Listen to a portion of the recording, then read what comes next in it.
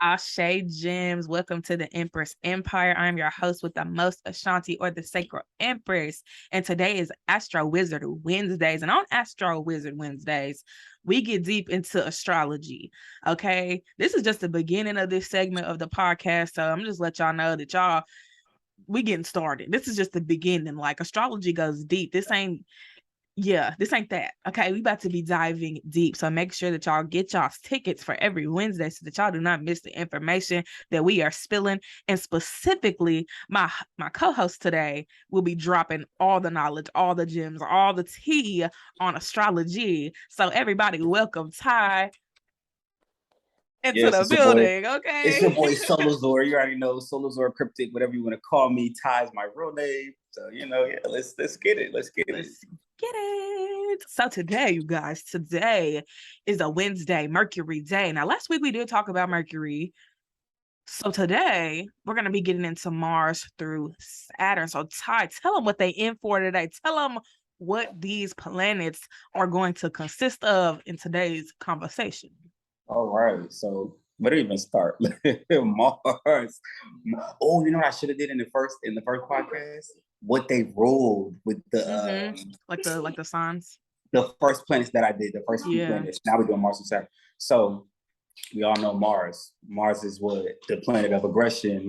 What they always the Greek god. It's the god of war. It's Aries, right? But Aries is actually a zodiac as well. So Aries and Scorpio. So that's what that's physicality. It's aggression. It's passion. It's your approach to daily life.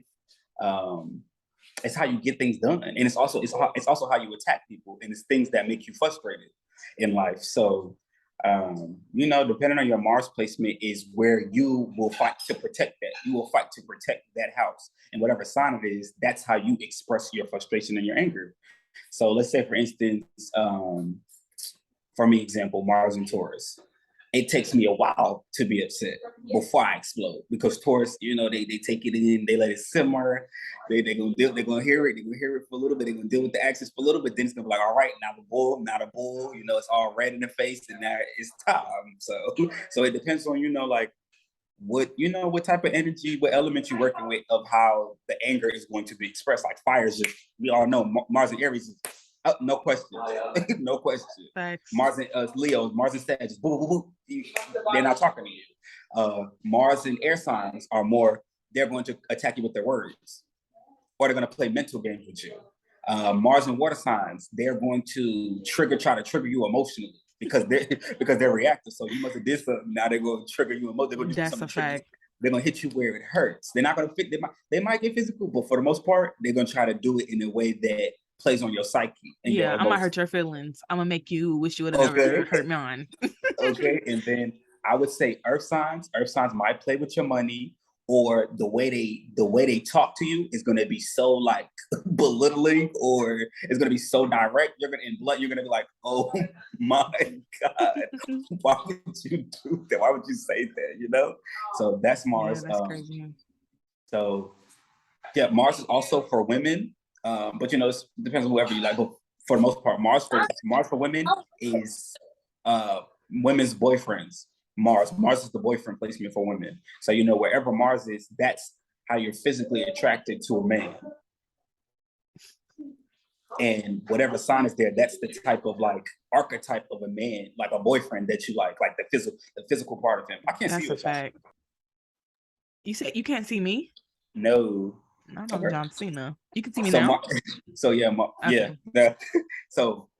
and also Mars is an energy you use every day. So when you're not using Mars, you get frustrated because you're like the zodiac you have there is like you're not doing what you're naturally supposed to do every day. Now I'm frustrated. So for me, Mars and Taurus, either like not making money or not doing enough stuff to have security, to have stability, to have comforts. Like if I'm not doing enough, that makes me frustrated because like I'm not using my energy, right? And then it's also in the ninth house. If I'm not learning, I'm supposed to be learning every day with a Mars in the ninth house. Ninth house is religion, spirituality, but we're not gonna do the houses too much. We're gonna do the houses a later time.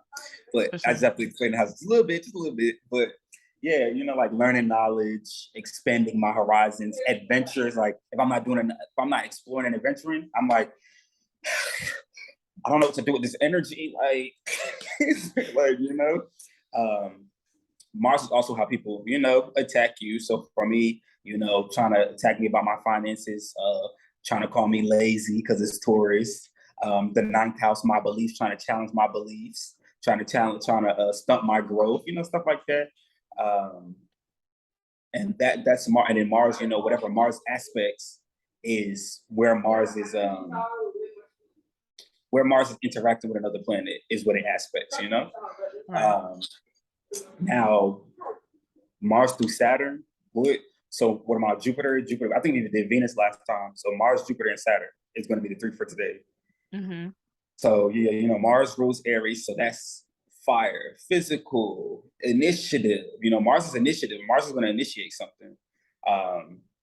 As physical initiative is taking action on things. Scorpio and Aries just do it in 2 different ways. Scorpio has to be emotionally connected to their drive and their desires. Mars is also desires in your drive.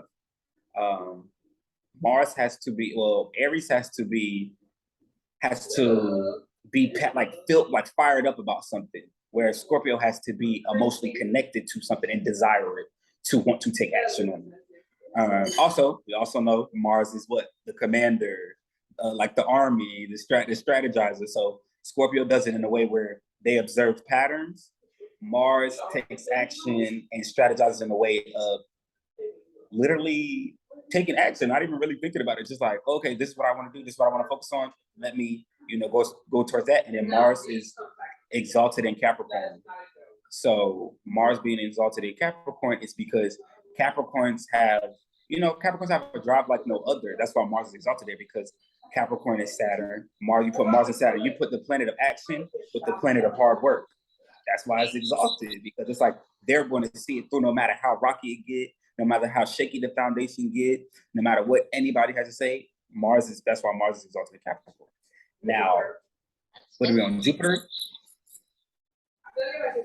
Jupiter. They call that the king. They call that the king. I know they say the sun is the king, but they call Jupiter the king as well.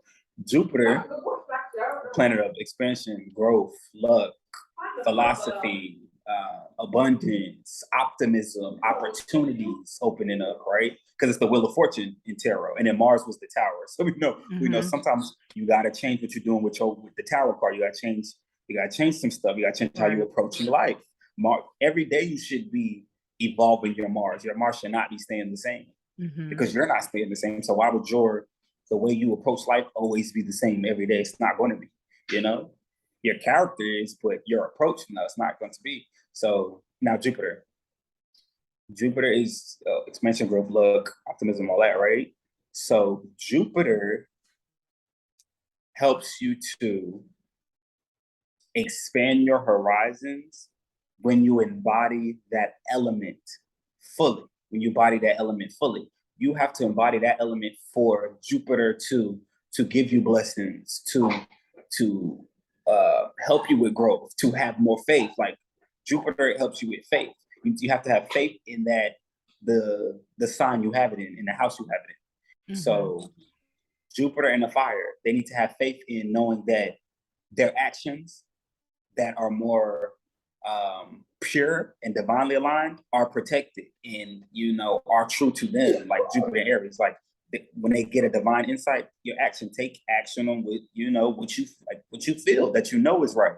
Jupiter and Aries would be mental downloads. Like, what are you mentally thinking about? How are you mentally? What can help you evolve mentally, right? So that's how air signs would use Jupiter. Earth signs would use it in a more practical sense, like, what can I practically do to show that I have faith? What can I practically do to grow? What can I practically do to expand? What can I practically touch? And then Jupiter in water signs, what emotions do I need to release? What emotional intelligence and awareness do I need to gain, or what do I need to move away from with Jupiter in water signs? It also opens up opportunities when you embody the higher octave of that sign. So, for example, me, Jupiter and Pisces, for me to open up more spiritual experiences for me, I have to embody my more empathic nature, my more compassionate nature, my more spiritual nature, my more artistic and creative nature, right? That's what I got to do, because I got to put my Pisces Jupiter. Now, the done data of them all. Saturn. We love Saturn over here. Also, Saturn. I forgot to say, Mars low octave is doing things without thinking or not doing enough. That's low octave of Mars, not doing stuff without thinking, like people just snapping, getting mad, just killing people, stuff like that. That's low octave of Mars. You can't just be killing people because you're mad. You just can't do that. Yeah. You can't be doing that. And then also, that's a touchy subject, but sexual assault, rape, all that. Mars, that's when Mars is out of control. When you don't have no self-control, that's low octave of Mars, because Mars is physical sexual energy. So when Mars is out of control, then you get all that sexual assault, rape, all of that crazy stuff, right? Mm-hmm. Now, low octave of Jupiter is too self-righteous, where you think what you say is law, and you think what you do is law.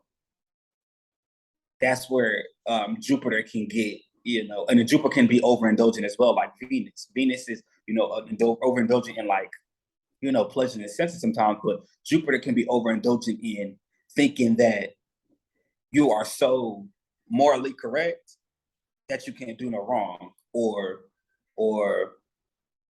it's honestly just overdoing things. Jupiter can be overdoing things, like overdoing certain mindsets, overdoing certain actions, overeating, stuff like that. Like that, Jupiter can, take you there to overindulgence and excessiveness, and because Jupiter blows things out of proportion. Jupiter can also blow things out of proportion. Now Saturn, the done data. All right, we know Saturn. What's that? Time, karma, hard work, limitations, restrictions,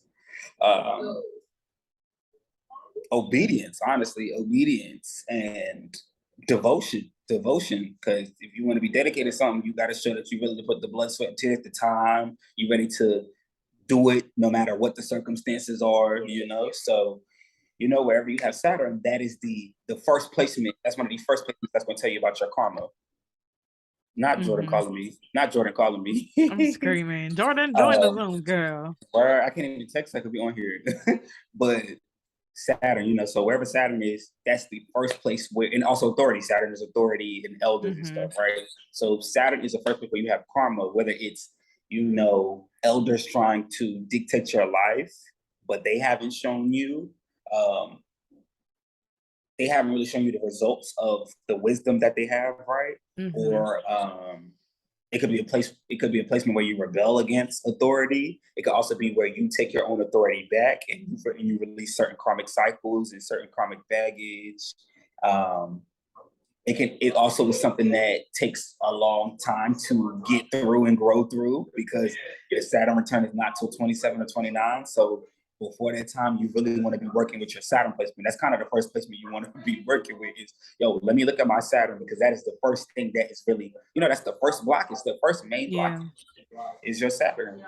In a sense, your moon, because your emotions really could block, but Saturn is like hand in hand right there. Like Saturn is like, listen, I'm right here. Saturn is reality. So Saturn is like, I'm right here in your face. What you gonna do? What you gonna do about the karma I've been showing you? What you gonna do about the cycles I've been showing you? What you gonna do about the hard work you haven't been putting in, the time?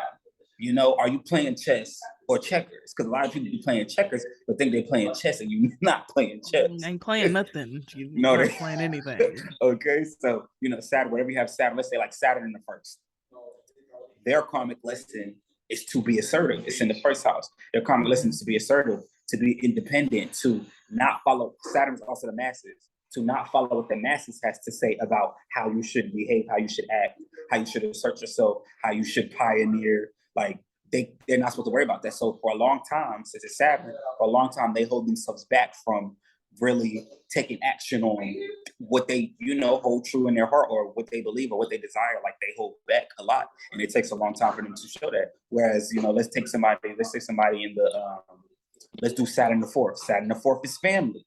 That person, family could keep them, stuck. Family could be a limitation. Family could be a block with Saturn in the fourth. Family could not want them to do better than them with Saturn in the fourth. Or Saturn is also fears as well. So family could be putting fears on that person, and then that person was like, I don't want to do this because I don't think I could put enough time or work in, because my family has instilled these fears into me. So now I don't think I can, I don't think I can do that. Now you got these limiting beliefs in your energy now because of your family, Saturn and 4. And okay, let's do another one. Saturn and 7, relationships. You're a toxic relationship making you feel worthless. Saturn and 7, making you feel like they got authority over you. They telling you what to do in a relationship. So now you're a people pleaser. Yeah. Me, Saturn and 8, people projecting their sexual fantasies and shadow projections on me. You all know shadow that, oh, they in a bad mood, so they want to bring the bad mood to me. Don't bring the bad mood to me. I don't want You keep that. You unhappy with you could keep. You know what I'm saying? Or even with making changes, Saturn the 8th is about evolving. Like Saturn the 8th could be a fear of change, a fear of knowing you got to change. To change your life, you got to change your circumstances, right? You got control over the situation of what you can control. Figuring out what you can control is Saturn the 8th. But when you have other people who haven't done that, they try to tell you what to do with Saturn. They try to tell you how you should change and how you should go about it. But you be like, you ain't even do nothing yet. So why are you trying to tell me what to do? You didn't do nothing. You know? Like, so Saturn, and then whatever Saturn is making aspects to. Saturn is either like helping you have more determination and more perseverance and resilience in whatever you have to get done in this lifetime, or it can be in a more detrimental place. You can still work with it, but it could be in a more detrimental place where it's make you work a little harder and it's bringing you more challenges. Because Saturn is challenges as well. It's you have to overcome challenges. So that's the 3. That's the 3 for today. Anything you want to say?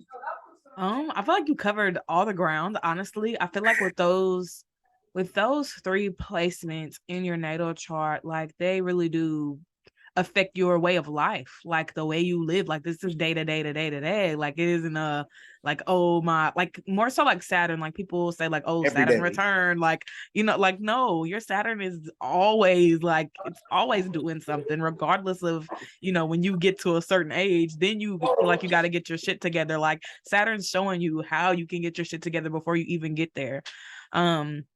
And I've heard too, I don't know if this is a theory, if this is true, so Ty, you can correct me if I'm wrong, but I always hear like, if you go ahead and get your shit together before your Saturn return, when you get to your Saturn return, it's going to be more blessings than it is going to be like lessons and chaos and all this other stuff. So people have this misconception that when they turn 29, when they in their 30s, that's when they have to get their shit together. Like start now. Like, start now. You don't want that. They got to look at it like this. And you are absolutely correct. They got to look at it like this. If you have not worked on your karma and certain blockages and certain cycles, when you get to that point, what makes you think it's going to be any better when you didn't work on it? That's emotions you got to work through, because yes, Saturn is physical reality, but how did physical reality make you feel when those blockages and cycles came into your life? It messed with you emotionally. It messed with your resilience. It messed with your determination. It messed with your work ethic. Right. You felt like your power was taken away. You felt like you didn't have no authority. So it's you taking back your authority. So you should take back your self-sovereignty, your authority now. So that way, when that comes, you could be chill. You won't have that much to do. Yeah.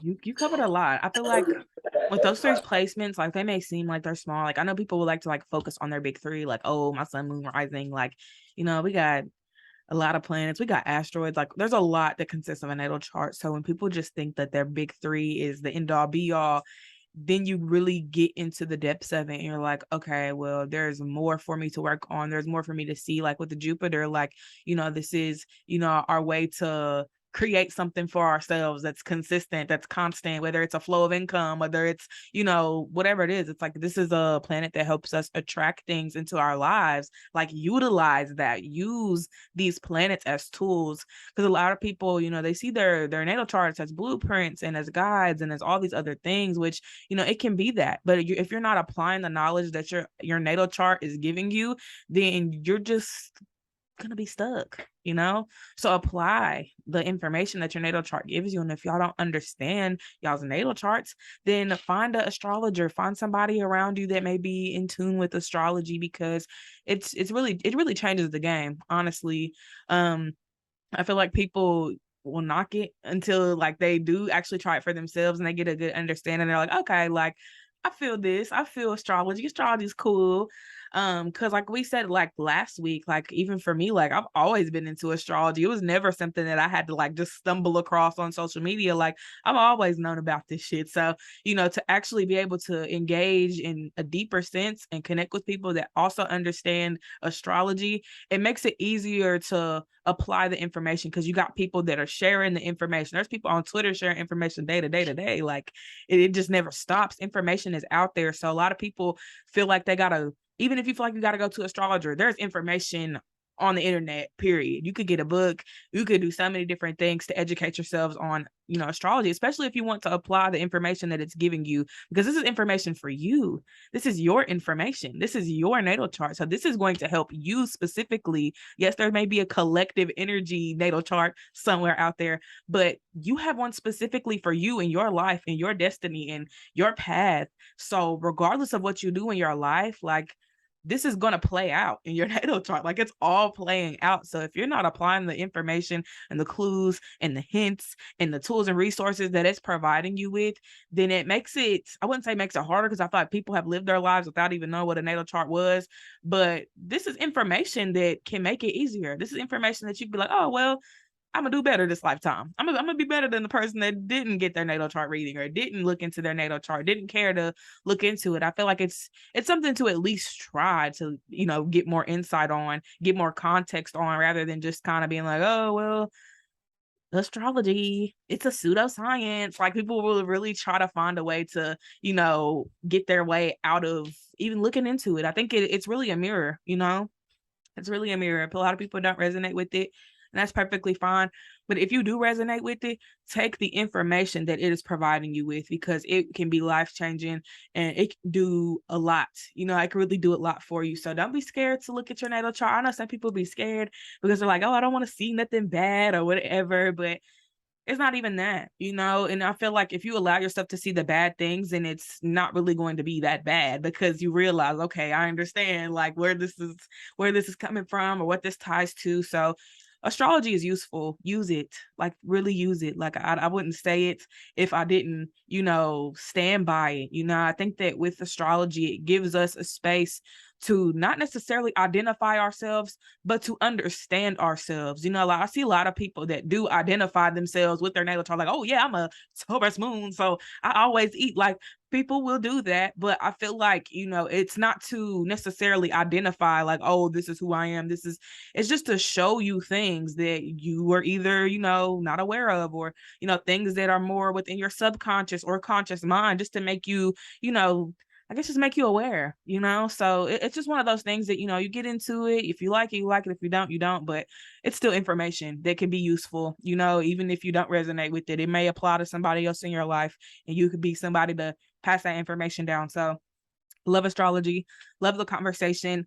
As far as Mars goes, I was born on a Mars day, so I know Mars like this. Okay, me and Mars, we in the same little boat right now. So with Mars, I feel like this really, I know Todd said this before, but like it's like, the way that you live your life, like, like it really does make sense, because as somebody that was born on a Mars day, like I have this natural aggression. Like it's natural. Now I don't always show it, but it's there. I contain it because I know that it's very intense. My presence is intense. My resting bitch face is intense. So just imagine when I actually utilize this aggression or this passion or whatever it is that I have. Like Mars is a lot. When I think of Mars, I just naturally think of fire. I just think of fire, like in any form, any fashion, whether it is passion, whether it's drive, whether it's ambition, whatever it is. Mars is what motivates us, so I feel like with that, like when you are looking at your natal chart and you see your Mars placement, like, if you're feeling unmotivated, look at your Mars placement. If you are, running low on funds, look at your Jupiter. If you feel like you're stuck and stagnant, look at your Saturn. These planets are here to help you. We're not in this universe for nothing. Like all these tools and resources are dating back to the beginning of time. Like this ain't nothing new to us. It's just new to us on a societal standpoint, because everybody is, you know, so focused on the wrong thing. You know, nobody wants to work on themselves. Nobody wants to better themselves. Everybody wants to, you know, see what everybody else is doing and watch other people live their best lives, but don't feel like they can live their best life. So if you're trying to live your best life, look at your natal chart. Look at your natal chart, whether it's the bad, whether it's the good, whatever, just look at it. If you don't understand it, there's information out there. Okay. There is plenty of information. There's plenty of apps and resources and books and so many different things. So it's really no excuse for people to be like, oh, I don't know what this means. You better go look it up. You better go look it up right now. Cause that's what I had to do. I had to look it up. I had to get the information for myself, because it's one thing for somebody to tell me what these placements mean, but it's another thing to go out there and read it and understand it for myself, because I live it. It's literally my life playing out. Like, I know what's going on here, you know? So, you know, take all of that in, because I feel like a lot of people will try to just sweep it under the rug. Like, you know, oh, it's nothing. It's just fortune telling. Like, this is your life. Like, this is your specific birth date, your specific birth time, the coordinates to the exact spot that you were born in. So why wouldn't this apply to you? Why wouldn't the information apply to you? This is you specifically, down to your fucking name. There's numerology readings that you can get that go into your name and your date of birth and so many other things. Like, you know, this is real shit. And if you don't apply it, then that's cool. But just know that the information is there. If y'all are trying to find an easy way out, there it is. It's all there. It's all there. So don't overlook it. Don't overlook your natal chart thinking that, oh, it's just a big old chart of bullshit. Like, no, this is your life, baby. This is your life. And a lot of people struggle with their path and their purpose. And I don't know what to do. Baby, your Venus is going to tell you. Okay. Your Venus is going to tell you. Your Mars is going to tell you. Your sun is going to tell you. Your rising is going to tell you. All of this information is placed right there in the perfect spot just for you, so that you can unlock certain things about yourself that you didn't even think you were able to unlock. Like, there's so much information, and the rabbit hole just, it's never ending, you know, because you not only have, you know, your natal chart, you got a draconic chart, which reads your soul. There's so many different charts out there. People have charts for decision making. Like, it gets that deep. Like, it's not just we just gonna read charts, my life. Like, come on. Charts, like... you know, it's crazy. Now I'm bringing this up because I remembered about it the other day. But I remember maybe some months ago, I had made like a weight loss. I had did like a weight loss chart, because I told myself, I was like, I'm going to start losing weight this day or whatever. And it was a Sun Virgo, like it was basically a whole bunch of Virgo placements. So I start going vegan Virgo season. I start going to the gym Virgo season. So this shit, it may seem like it's all just fun and games, but this shit is real life. Like, this is real life. We got people that are paying billions of dollars for this information. Like, people are really coming out the woodworks for this information, because it's not just a pseudoscience. This is real fucking life. Astrology is real life. And if people don't want to see it that way, then that's perfectly fine. But I stand on this hill. Okay. I stand on it all 10 motherfucking toes down to the motherfucking socks. Okay. I stand on it. And I feel like people want to downplay it so much because they don't want us using this. They don't want us applying this information, because if everybody understood their natal chart and if everybody was applying their natal chart, we would not be struggling. You can't. Poverty. People know about themselves, you can't raise slaves. You can't raise slaves if they know about themselves. Like, we'd be in a very good space all together. Everybody would be in a good space. And it's not to say like, oh, it's going to work for everybody, because what works for me may not work for you. But this information is designed for you specifically. It's designed for you. Ty's natal chart, specific down to the detail to Ty's specific life. This is the life that he chose based off his natal chart. Same thing goes for me. And I can't deny it, because the shit's accurate as hell. Literally, me doing astrology is literally my Saturn. My astrology is literally is my Saturn. Like, man, this shit's crazy. Like, this information, it don't fall from the sky. You know, it don't fall from the sky. It's what we need, you know. It's really what we need. We need to apply this information to some extent. Like, you ain't gotta go overboard and go crazy with it or anything, but just understanding, like, for me, like, I got a 5th house stellium. My entire life's theme is creation, creating, being a creator, stepping out of my comfort zone, being in the spotlight, people knowing who I like, that is my life. And as much as I want to deny it and be like, oh no, I don't like attention, I'm fucking lying. I'm lying, girl. It's okay. Like, it's okay to want to be seen. It's okay to want to be heard. You know what? It stems back to my childhood too. Now I'm gonna let y'all in on something. Fifth house is basically Leo, which is the child. My childhood, I didn't get that much attention from anybody. So I'm gonna grow up wanting attention. I'm gonna grow up craving it because I wasn't giving it into the degree that I was supposed to be getting it. So now I'm growing up in this sense where I have to do things and be creative and share what I know and share what I can do with the people around me so that I can get that attention, so we can make up for what we've lost in our upbringing. So this isn't just about where you're at right now. This shit goes all the way back to the time down to the time that you were born. Like, it gets that deep. It gets that deep. And it extends all the way to our last day. Like, I know some people are able to read like death in a natal chart. So it's bizarre. It's really fucking bizarre. And that's why I stand by it, because it's accurate. A lot of the things I've seen people predict have come to pass just by natal chart readings. Like, y'all think it's something for me to pull cards and tell y'all shit. Like, just imagine when y'all do a synastry chart on the people that y'all are trying to date, the people y'all want to be with, because that shit done saved me from a lot of toxic relationships. When you put your natal chart in and you put somebody else's natal chart in and you see what they do together, it's going to tell you a lot. It's going to tell you if y'all clash. It's going to tell you if y'all's relationship's going to be explosive or abusive. It's going to tell you if the sex is going to be good. It's going to tell you everything you need to know. Like, astrology is not just your natal chart. You can read so many different things. You can read to see if you're going to stay at a job. You can read to see when your, finances are going to increase. It's literally, I don't know. I don't know what to say or how to describe it, because it's really bizarre. Like, the fact that this is something that we all have access to, and not everybody's hip to it. Not everybody's like looking into the information or even caring to just see how this information could apply to them to some degree. But I digress. Not you shaking your head. He's like, Whew, you speak on this, because what? When you see it play out in real time, and then put in numerology into it, like, nobody can tell me what I have not seen, experienced, felt. Like, what? Putting the numerology into it? They don't even know come on. Like, when you put all this shit together, like, let's say for instance, somebody got a whole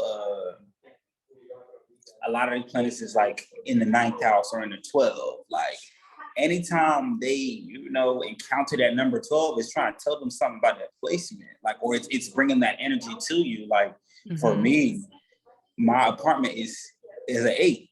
Like, it's an 8. So for me, I have 2 main 8th house placements, and trust me, it's activating them hoes. I see it in real time. It's activated. It's real active. It's not fun, man. But it's activated.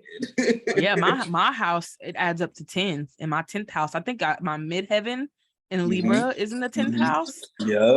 So that's wild. That's bizarre, because your midheaven is what I think, anyways, is it's who you're here to be. It's the shoes that you're basically filling.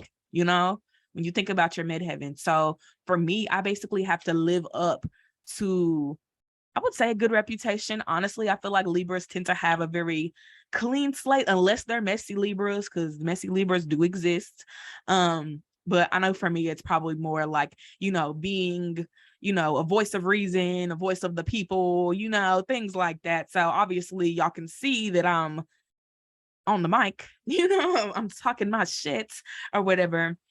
But yeah, it's important to apply this information to your life to some degree. Like, some things may not resonate with you only because you may be in a place where you're not ready for that information. A lot of people will block things subconsciously because they're just not ready to process it. They're not ready to even understand or comprehend what the hell that shit means. Like, I know for me, when I had started getting into astrology more, and I was looking at my tropical, on my tropical chart. Let me stop saying it like everybody just knows what I'm saying. But when I looked into my tropical chart, I didn't really resonate with it. You know, I understood it. I was like, okay, Gemini Moon, Gemini Sun, and cool. Capricorn rising, like, you know, these placements are cool. But I always felt connected to Tauruses for some reason, for some odd reason. Tauruses and Scorpios specifically, and I believe they're sister signs. So I felt connected to those specific signs for some fucking reason. You can ask Ty. I used to always be like, oh, my man's a Scorpio. Like, oh, I'm such a Taurus. Like, I would always throw that around. And then the moment I looked at my sidereal natal chart, I realized that I have a lot of placements with Taurus, and I have a Scorpio Mars. So Scorpio is who I am, like, to the fucking, just, that's who I am. And I was like, oh, so that's why I feel connected to Scorpios, because I might as well be a fucking Scorpio at that point. So, you know, with this information, it's like, you know, a lot of people aren't ready for it. I wasn't ready to understand my sidereal chart because I'm looking at the tropical, didn't really, you know, and I've looked at my sidereal chart before, but I wasn't ready for it. I wasn't ready to understand the information that it was providing for me. So like I said, a lot of people are just not ready, whether it's the next lifetime, whether it's years from now, whether it's months from now. Sometimes you're not ready to understand your natal chart, but when you are ready, you're going to know. You're going to be like, okay, okay, it's time to hang up the old little boots. We're going to move on to these new junts over here. So with astrology, it's got it all. Okay. It's got it all. Like when I tell you my sixth house, well, yeah, I got Gemini in the sixth house, but sixth house is Virgo. So for me, that's where I'm at. I'm in my sixth house right now. Like that's where my focus is my health and bettering myself and my mental and all of that. Like I have a lot of work to do, a lot of inner work to do. So for me, that's what's being highlighted right now. You know, my sun sign and my other Gemini placements are all in the sixth house, basically encouraging me to get my shit together.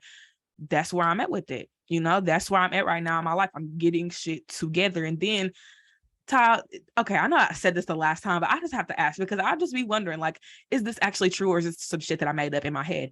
So with Mercury being retrograde in my chart, when it's retrograde for real, like, is it direct for me? Oh, that's a go. Either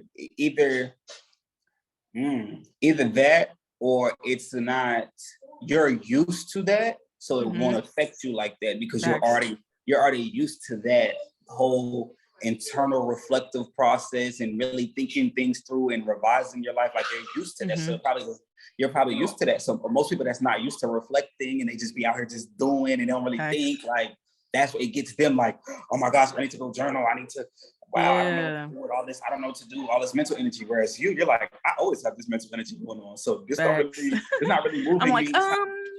It's not really moving me like it's moving y'all. What they say, this is not new to me, it's new to y'all. That's what Nikki said. It's not bro, this is literally my life. Like, oh man, we definitely have to have a retrograde conversation. I know right now is not the time to be having it, but I feel like when we do get past all the planets, the houses and the signs, like we're definitely going to have to talk about retrogrades because I have a lot of planets in retrograde in my natal chart. And I just feel like for me, it's like one of those things where I was like, I feel like I'm moving backwards in my life. Like, I feel like I'm, you know, I don't know. It just feels like I'm drifting in those areas of my life, which basically means that, you know, I'm stagnant in those areas a lot of the time, or I'm struggling somehow in those areas, or there's a lot of blockages or challenges or whatever. So yeah, we definitely got to have a retrograde conversation because I feel like that will answer a lot of my burning questions because I have a lot about retrogrades and I don't really know exactly all the placements that I have retrograde in my natal chart, but I know for a fact it's definitely Mercury, definitely Mercury in both natal charts too, which I think is crazy. But yeah, Ty, did you want to give away a free natal chart reading tonight? How you feeling? Yeah, do you want to pick the number this time? Oh, okay. I had that number for the live the other day. I'm not picking that number again. Okay, 1 through 30. 1 through 30. I already got the number in mind. I should write it down somewhere so y'all don't pick in mind. Y'all pick a number from 1 through 30. If y'all get it right, Ty will read y'all's natal chart tonight, okay? I can't even see. Hold on. It's me having to cover up this light. I'm screaming. No, I can make it bigger.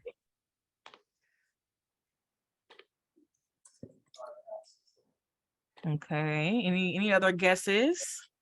Final answers, or do you guys want to guess again? Because somebody's close. Somebody is close, but not quite there. So I'll let y'all guess freely. The first person to get it right. It's me. It's the way this light is blinding me. Somebody's super duper close. Somebody else is super duper close. If y'all just find y'all's way. Hold on. I can't even read these numbers. I'm so blind. Hold on, y'all. Let me. They going ham now. 24, 27, 28, 29, 26, It's 25. the way. Wait. Y'all went in just now. Wait a minute. Hold on. Okay. Hold on. Okay. I think we have a winner, guys. Oh man, drum roll. It is Superstar Deej. Superstar Deej, boo. Congratulations. What was the number? It was 26. The number was 26, which is 8. It's the number 8. All right, Superstar Deej.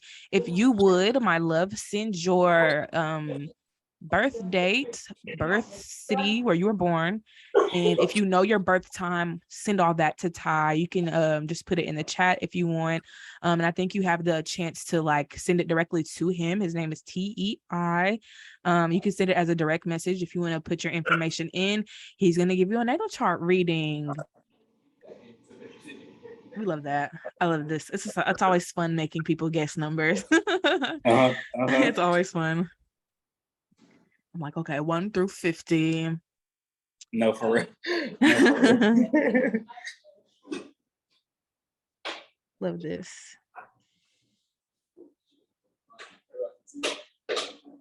All right, good. Okie dokie. This is exciting. I love when Ty does natal chart readings because he's so passionate. Like you can just tell. Like even the last time we did this, he was just so passionate when he was reading their natal chart, and they were in the comments like, "Oh my gosh, this makes so much sense. I'm gonna have to really book with you." Oh, and by the way, I know Ty didn't say this, but I'm gonna say it because I'm a good friend. He's got a 50% off sale on his natal chart readings, so y'all make sure y'all go cop those natal chart readings, especially if you're dying for one. If you need one, if you've been searching for one, he's got them for sale, baby. 50% off. Where you gonna get a 50% off natal chart reading from? You could look on Etsy. You could look, but he's the real deal. He's definitely the real deal. And for some reason, he just remembers my natal chart still to this day. Months later, he still knows my natal chart better than I do. All right. Yeah. All right, Deej. All right, Superstar.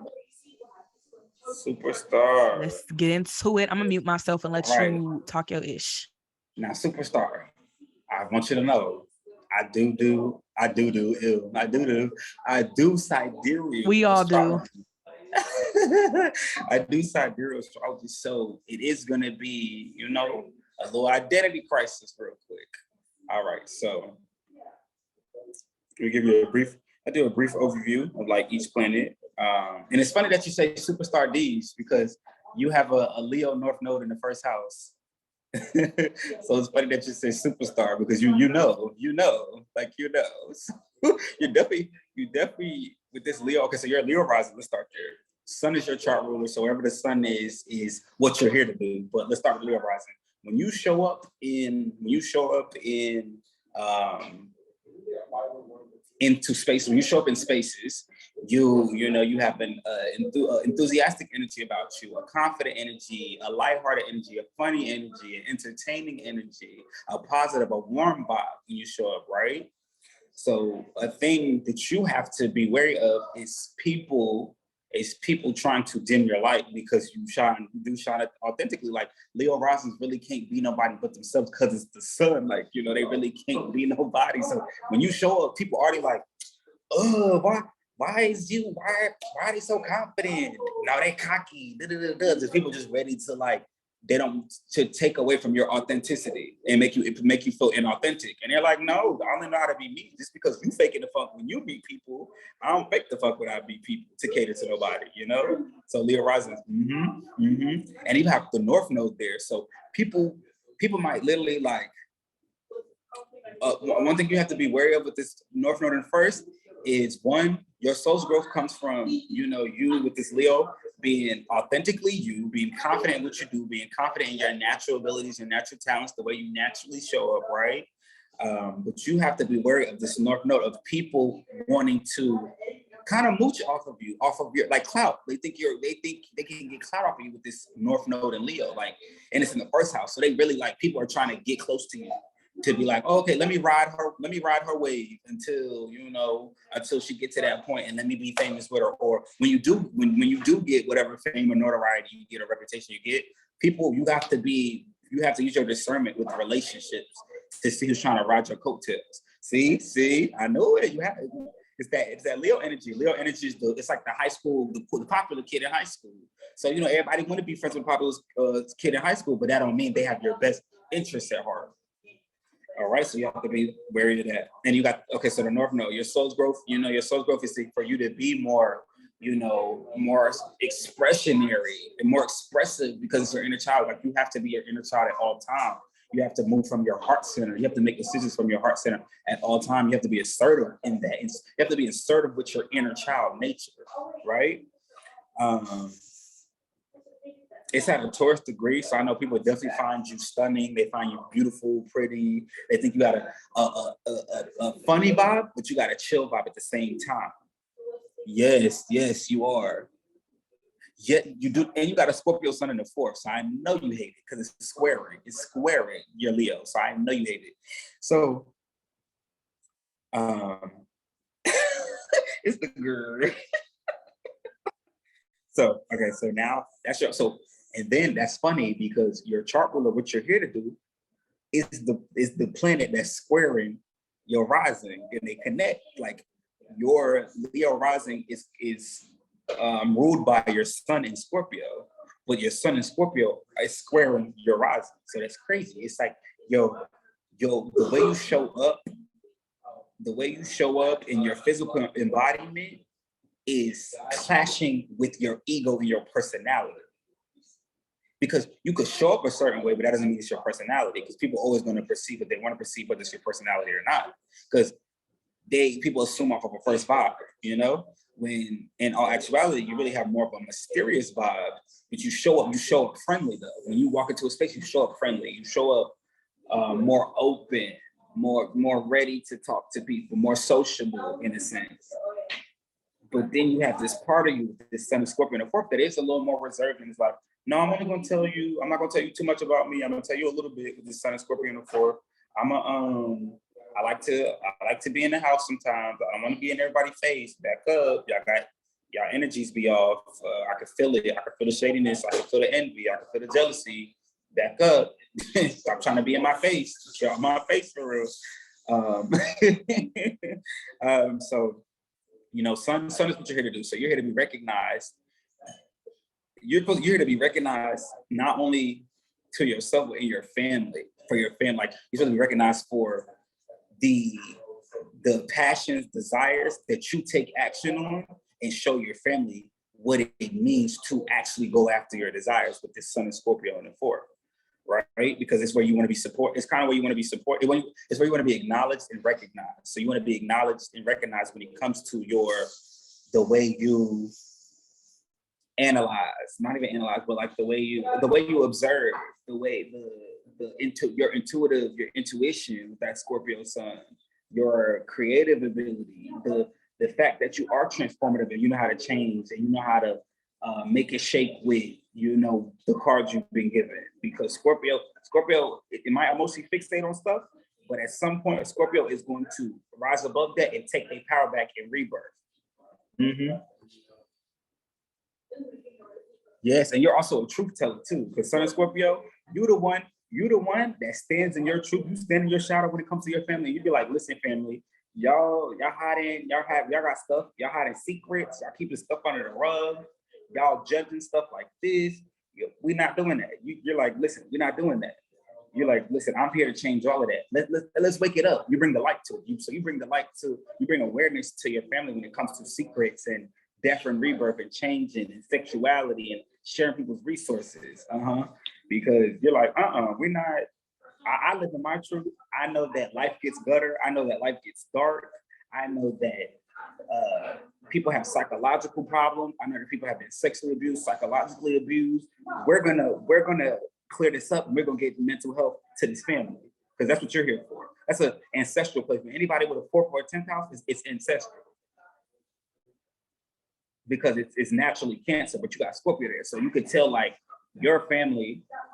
You could tell your family had a lot of people that was more into the occult, like in your ancestry and your genealogy. Like some of your peoples was into the occult, some of your peoples did magic, and your family might not want to tell you that, or they don't really know, but it's definitely there. So you're gonna have to, y'all know Scorpio is deep research. You're gonna have to research about that. Like you're willing to put that work in, especially when it comes to knowing about your lineage and how you grew up and why you grew up the way you grew up. Because it looks like the way you grew up, your family overlooked your emotional capabilities and your observant nature and your resilience and your power. Like it was overlooked. I don't know if you always got recognized and supported for how strong you are emotionally and mentally, and how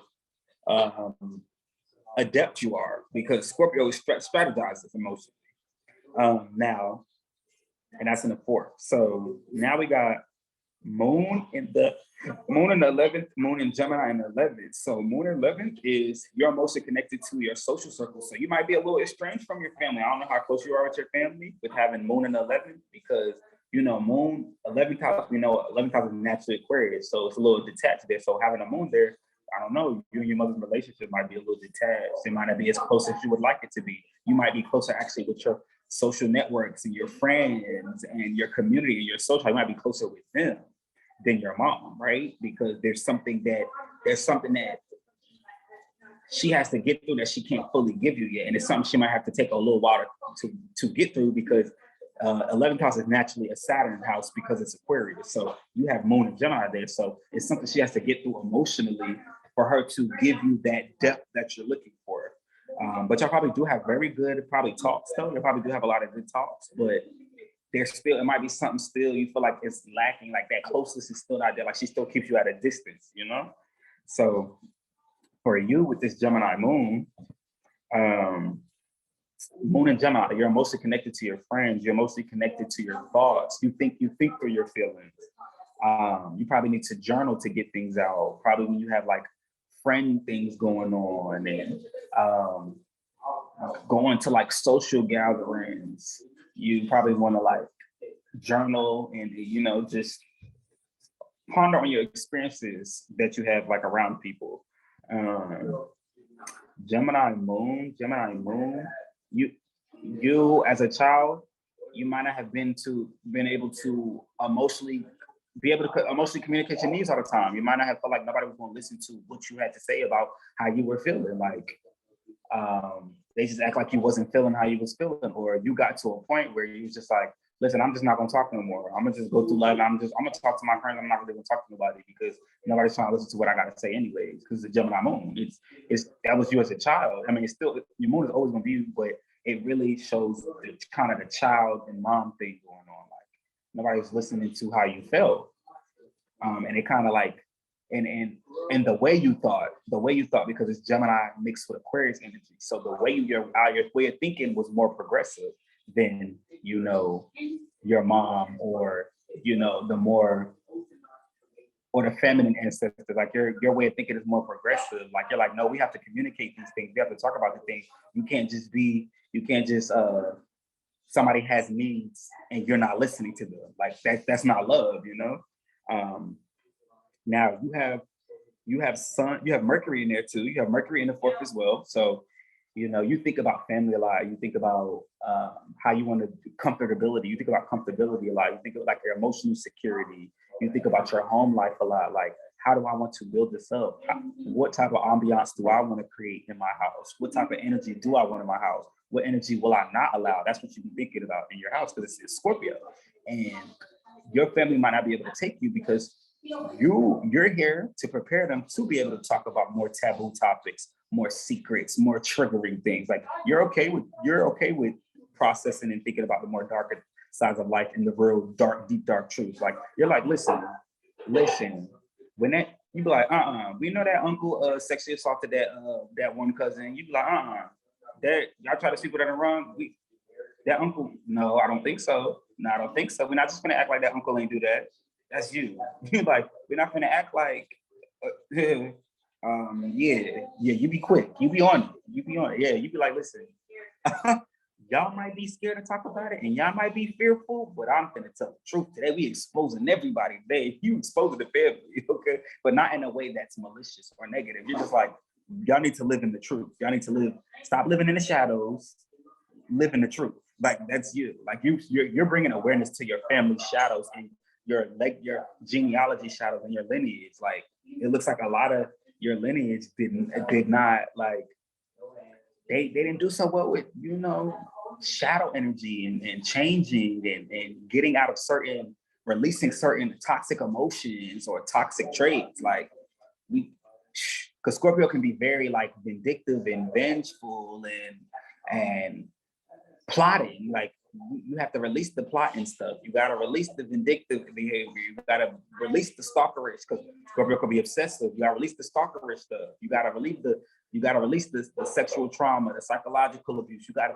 because it's looking like your family has learned that and kept that in your energy for so long. You're here to literally burn it. Sun and Mercury, bring awareness to it, Mercury, and his sun is burning it, like burning it away. Now, you have Venus and Mars in Sag. So you like me, both got Venus and Mars in the same house. So you nasty girl. You nasty girl. You nasty. That makes somebody super duper passionate and sexual.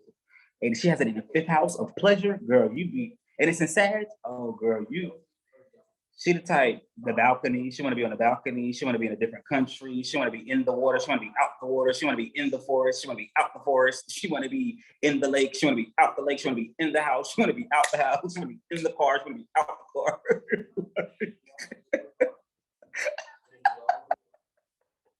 the car. So that means your inner child is the main part of your life. So you having Sun and Mercury, those are 2 main parts. So when it comes to your thought process, and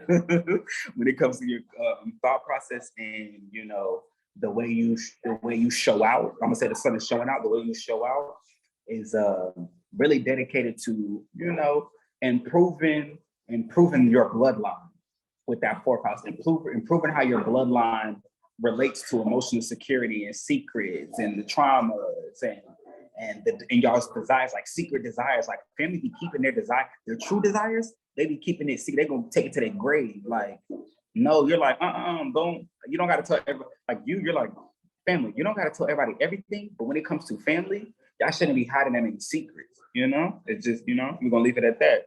Now, where's Mercury? So Venus and Mars and Sag. So Venus is what? Relationships, love, which your love language, right? So your love language, you need space though. At the same time that you love people, you need space to be free flowing. You need a certain level of freedom. You want somebody that you can grow with. You want somebody that can teach you things. You want somebody you can learn with. You want somebody that you can explore the world with, right?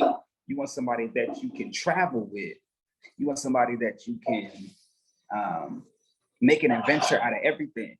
It's always fun. It's always carefree. It's always wild. It's not contained. You want a love that's not contained, right? And then you got Mars there. So Venus and Mars working together. So your relationships can either bring out a very like angry side of you with this 5th house, or it can bring a very passionate, optimistic nature. Like either the person is boosting you up a lot, or they're running away too much, because Sagittarius can be non-committal. So you might deal with a lot of like non-committal people that only want to just have sex, you know, with this fifth house energy, because your inner child. So your inner child is very much a adventurer, a philosopher. Your inner child wants to teach. Your inner child wants to explore. Your inner child wants to see all different cultures and different walks of life, and eat different foods, and hear different religions, and hear different beliefs, and then apply it. And then that's how you apply it to how you approach life with your Mars and Saturn in the fifth. Your inner child wants to take in all this information so that it can be like, yo, let me not limit my experiences. Let me not think just my experience is the only experience. Let me actually see what other cultures are like. Let me see the food. Let me eat the food. Let me see how they treat their family. Let's see what they sweep under the rug, you know, stuff like that. Let's see what they believe in. And then Venus in the fifth is really good. You just have to be wary of the non-committal people that just want to play the oh, we could do all this together, but it's not necessarily going to be long term. You want to watch out for those people, and you want to watch out for people being hypersexual with you, like only trying to just sex. Like you don't have a mind, like a really great mind with Sagittarius in the fifth. Like you have a super duper, very expensive mind, right? And you're very adaptable. Like your creativity, your hobbies are very, you adapt fast when it comes to your hobbies. You're like, okay, well, I could do this way. Let me try it. Like you're willing to try it. You're willing to put that first step forward and try whatever it is that you want to create or execute. Now, Jupiter in Capricorn in the sixth, which is ruling your fifth house. Jupiter in Capricorn, so sixth house is your work. It's your work environment. It's your daily life. It's your routines. It's your it's pets. It's being of service. So the way you are of service to the world is literally how you get your blessings. So we got to see where Saturn is. Your creativity is a blessing to the world. You also owning your own business is a blessing to the world. You having a more structured and organized life is a blessing to the world, because it's Jupiter and Cap. Jupiter is debilitated, yes, but you get your blessings by, putting the work in, not letting yourself be stuck in karmic cycles, stuff like that. Jupiter and Six, you get your blessings through being of service, You get your blessings through detoxing your body and working on your physical health and, being serious and determined about it. What else? Jupiter in the sixth. You get your blessings when you change your philosophy, you change your approach to your philosophies about what hard work means, what traditions are really helpful, Saturn the 8th. I got Saturn the 8th. I got Saturn in the 8th. You got a retrograde. You got Saturn in retrograde. So this makes you more introspective and reflective about your karmas and discipline.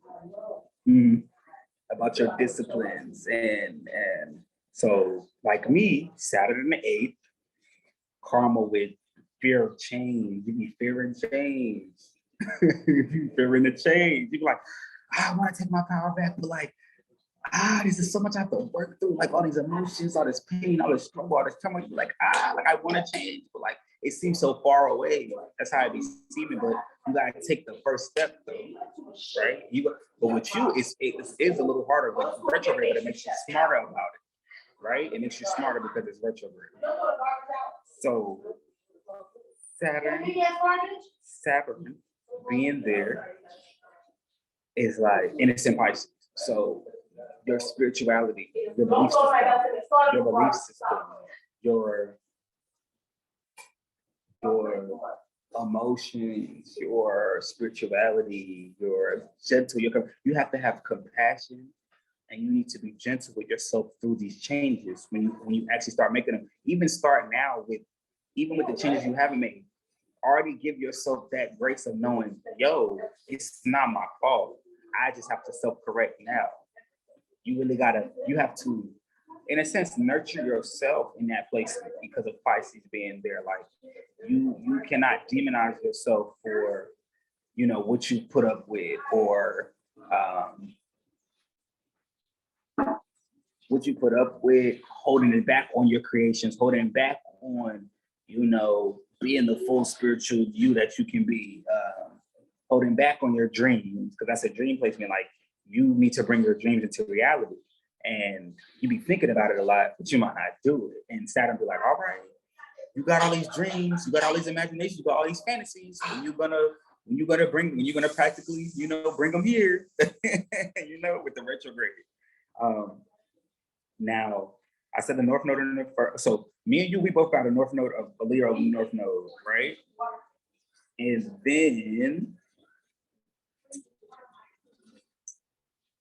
we both have a South Node, Aquarius South Node. So your Aquarius South Node is in the opposite house. That means it's in the 7th house. So what's familiar and comfortable to you? Oh, wait, let me do the North Node. Your Rahu and Leo in that first house is saying you need to step fully into that Leo energy, that confidence, that creativity, that entertainment, that being in the spotlight. Like, don't be afraid of it. Don't shun it. Don't be afraid, right? Make sure you're using discernment with people that's trying to, what happens when you are light? Moths come to the flame. So when you're the flame, you gotta be careful when, the moths start to come in. The moths, the leeches, all of it. You gotta be careful. Now, that South Node being in the 7th is saying, yes, you can have relationships in your life. Yes, relationships are very important to you. However, you cannot stay comfortable because your relationships are unwilling to grow and meet you where you are, or meet you where you're going. I'm gonna say meet you where you're going. If a relationship cannot meet you where you're going, it's trying to keep you in a comfortable state because they don't want to do that. Because Aquarius energy is about being progressive, being open-minded, being innovative. If somebody is giving you excuses and telling you they can't get out of a situation, they're lying. You can get out of any situation if you put yourself in it. When there's a will, there's a way. So anybody that's trying to tell you that they can't get out their situation, you can't be dealing with that. Because if you can show them, I can get out of this situation, I can change my emotions about this, I can change my perspective. So you deal with a lot of people that they don't change their perspective. And they're a little detached because you got the South Node, which is the kind of detachment, mixed with Aquarius, which is already detachment. So you mix with you deal with people that are very much like they don't give you nothing sometimes, and you're like, I need to feel your warmth. I need to feel the heat. Like, you're not giving me enough. You're giving me this cold, logical mental approach. I need the warmth sometimes. I need the fun. I need the you're not afraid to be front and center. You deal with a lot of people that want to be more backstage and want to play it cool, and want to, in a sense, not cater, but kind of cater to, what the group is thinking, in a sense. But you also probably meet some probably also meet some highly spiritual people too with that South Node. Because South Node is spiritual, and it's about spirituality. It's about detaching yourself. So a lot of your relationships also, you meet people that are very much, they isolate themselves so that they don't get involved with the masses and lose themselves in the masses as well.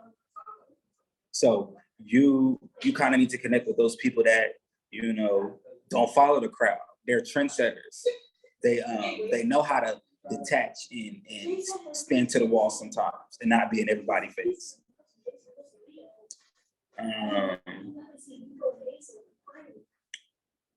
You have Sun sextile Neptune. Sun sextile Neptune is saying, like,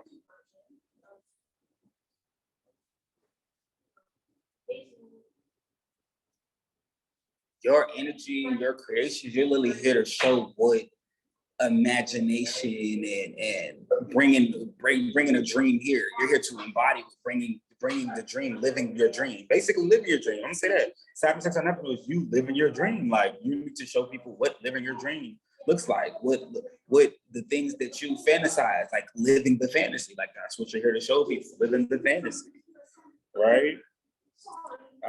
You got Moon. You have Mercury sextile Jupiter. So your philosophy and thought process are working together. So that thought process you have about family and changing and evolving is working with your philosophy of expansion and growth. So, you think about expansion, you think about growth, you think about how do we evolve out of the situation, how do we transform, how do we become new again, We can't keep living the old way. That's what you be thinking about. You have Mercury trine Saturn. Your thought process mixed with your hard work. You're playing the long game. You're like, listen, I don't know what y'all are doing, but I'm gonna get it started today. I thought about it. It came to me. I'm gonna put the work in because the thought didn't just come to me for no reason. So Mercury and Saturn are working together. You're like, the thought didn't just come to me for no reason. So all right, so let me put the effort in. Let me put the time in. Let me show myself something. Venus square Saturn, you might run into some relationship where people try to control you. Or it might be hard for you to express your love sometimes. Just a little bit, it might be a little hard. You might be like, I don't know if this is safe enough to do that. Or this person is too controlling, demanding. I'm not dealing with that. I'm not dealing with that.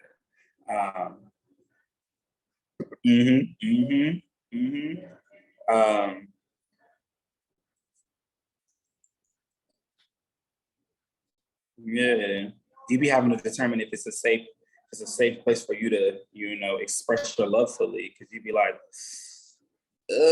people that the karmic people that y'all bringing me I'm not feeling it. I'm not feeling it, Let's see what else you got going on in the chart. I think I'm about to be done. I'll speak on one more placement. I'll do your Chiron, the wounded healer. So you are wounded when it comes to in the third house of communication and siblings. So I don't know if you're not as close with your siblings. And then it's Libra. Yeah, I don't know if you're not as close with your siblings. And I said it's Libra. So I don't know if you've had to put some of your needs on the back burner for your siblings or certain friends that you consider close, or I don't know if you just hold back on communication about what you really need from certain relationship dynamics within your people you consider your close friends, like brothers and sisters, or your actual brothers and sisters. It's something with that Chiron and that third. It's mental and it's relatability. You don't always feel like you relate to your siblings or your really close friends, or you don't know how to express your relatability to, out loud sometimes. Not even relatability, just your needs, your needs and your truth, I don't know if that resonates or not. Where's Venus? So Venus in the fifth, Venus in the fifth. Yeah. Yeah, with that carbon in that third, yeah. You'd be like, are you gonna understand this thought when I speak about it? Are you gonna understand where I'm coming from? When I tell you it, can I trust that this is a safe space for me to tell you the thought that just came to my head? Can I tell siblings, do you hear me? Do you feel me?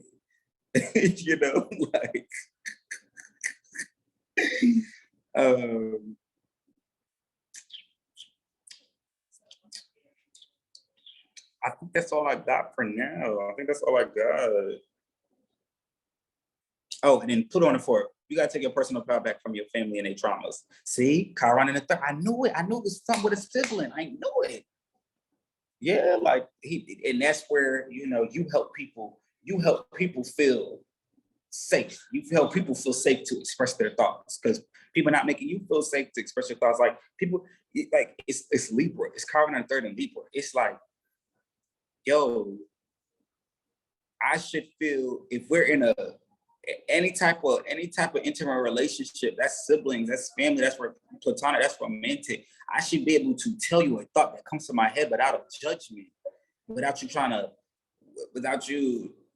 talking about my character, because it's Libra. I'm just telling you something. I'm not here to be judged. I'm just telling you something. I'm just telling you what came to me. Yeah, what? I don't like that. Yeah, they definitely judgmental with that Scorpio. I know that. With that Scorpio in the fourth, with that Mercury and that Sun, they be speaking, they be talking, they be chatting. They be chatting. They be chatting, and then they be trying to hide stuff, but you can see it. You can see it in their energy, and they be trying to hide it. But that is all I have for you. That is all I have for you, Deej. I hope that resonated. I hope that was great. I hope you got what you needed. If you ever want to book a full one, I got you. Ty is the man with the astrology, okay? He is the man snapping it up. My friend, even though you can't really hear my snaps because my nail is in the way, but nail clacking. That's what we're gonna do. But yeah, today's event was great. Ty, thank you for joining me again. Next week we will be talking about the outer planets, correct? Mm-hmm. Yep. Like Pluto, Neptune, and Uranus, and all that good stuff. So it's gonna be great. So feel free to join. If y'all didn't get a free reading this time, maybe I'll get another one the next time. You never know. Yeah, it was a pleasure having you on, Ty. Thank you again. Thanks to everybody that pulled up. I will see y'all tomorrow. I'm going to be talking about the different signs and symbols that spirit gives us, whether it's through angel numbers, whether it's through insects, bugs, whatever, because spirit be sending us some crazy messages, and I'm gonna help y'all learn how to decode them. I'm so glad you said. I was just telling my friend, because she was like, Ty, I don't know what to do. I said, well, this is what you're going to do. This is what we're going to do for you. This is what you're going to do. I said, you either going to ask in a dream, or you're going to ask them to give it to you through a conversation, a TV show, your phone, social media. Ask them to give it, and they're going to show. I said, this is the part of why people say God and spirit always gives you signs. You just don't pay attention. Yeah, because they'll do it through, like you were saying, bugs, birds, animals, anything. People having certain conversations, songs, movies. Like they're showing you, and you're still like, well. I was just having fun. I was just enjoying the moment. Like, no. Yeah, it's deeper. It's deeper than what I think a lot of people didn't understand. It's deeper than just the physical. Like a lot of people just be into the surface level thinking, which is cool. It may work for you, but it's deeper than that shit. Like it's always deeper than what it seems. Like people be like, oh, it's not that deep. It is that deep. Y'all just scared y'all gonna drown because y'all can't swim. But anywho, Friday, y'all will be talking about dreams. So if y'all are into dreams and how to decode dreams and understanding dreams, it's kind of one of those conversations where I'll just be diving deeper into it because I love dreams. So I just want to dive in and just have a conversation about dreams because we dream, but like, do we really talk about them? No. So I will see you guys tomorrow. So make sure y'all sign up for tomorrow's event. If y'all don't, then y'all will hear about it. But I love you guys. I love you, Ty. Thank y'all once again. Don't forget to hydrate, meditate, and I will see y'all next time.